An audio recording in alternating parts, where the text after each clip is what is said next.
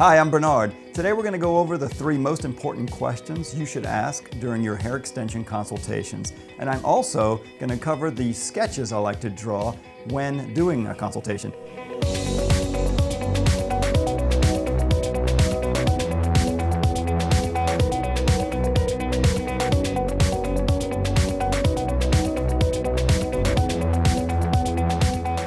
So those 3 questions are: how did you hear about us? Have you ever worn hair extensions before? And how much do you think they cost? Now let's break those 3 questions down. So the person asking the questions in a consultation is the person in control. When your customer first asks you, do you do extensions, how much they cost, they're controlling the situation or the consultation. By taking control back, by asking these 3 questions, puts you in control. So that first question, how did you hear about us? That lets you know where your marketing dollars are being best spent, if you're marketing at all. Second, have you had hair extensions before? Have you worn hair extensions before? That helps you know so much more about what they really want to know. How much is their experience level? It'll let you know what you should talk to them about during the consultation. The third one is, how much do you think they cost? Customers are always calling the salon saying, or walking in saying, do you do extensions? What do they cost? And usually you just answer and kind of freeze, and they say yes or no and walk out. By getting back in control of the conversation and asking the questions, you become in control and find out much more about what you need to know to talk to them about. So that third one, how much do you think they cost? I usually say extensions can range from very low quality to very high quality, from very low price to very high price. So by asking your customer when they ask you how much do they cost, you say, what do you think they cost? It'll help us get on the same page. If they've done some research on the internet about price and cost and technique, they'll have a rough idea, and it'll help you understand better what you should be talking about during the consultation. 2 of the biggest fears clients have during this consultation is how much it costs and does it cause damage. So one of the things I like to do is draw a few things out on paper, which we'll do on a whiteboard here today, just to show some of the ways extensions don't have to be damaging if done correctly. One of the first things I like to draw is one extension bond. It kind of looks like this. It has about 50 strands of hair is about what I would guess. Mostly it's to explain that you should have at least 50 strands of hair supporting the 50 strands of hair here. Many stylists put very few hairs to support the weight of the extension, thinking that it's going to be smaller, more invisible, more comfortable.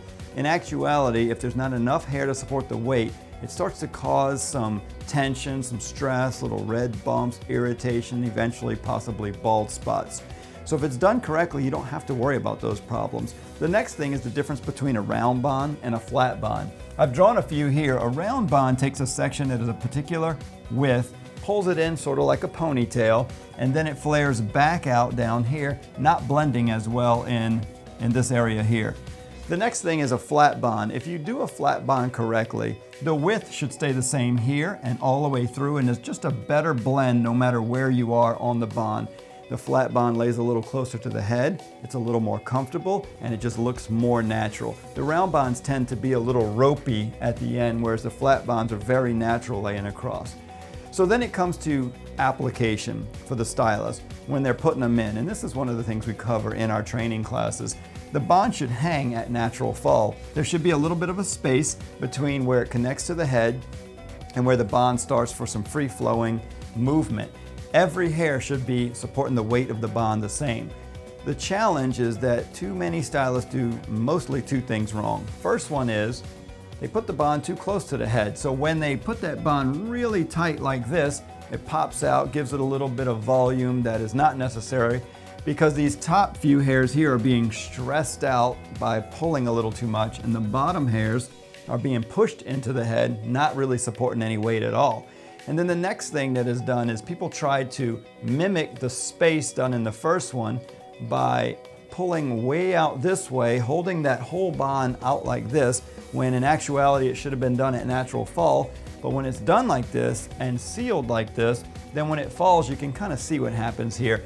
The few hairs at the very top are supporting the weight, and none of these other hairs are supporting the weight at all. So that whole section is sort of like this on a person's head. That top hair represents a few hairs across the top that support the weight, and all of these other hairs are not supporting their own weight or even the extension. So then what happens if somebody has finer, thinner hair? They may lose a few of those hairs a little sooner. So some of these hairs here fall out and the weight drops to the next little section until they get irritated and fall out. Before you know it, you have a bald spot or many of them across the head. This doesn't have to happen if they're done correctly. And if that was helpful, head on over to iTunes and download my podcast, The Profitable Stylist, where I go more in depth on how to grow your hair business in general. And if you need to go on over to the website to get it, theprofitablestylist.com.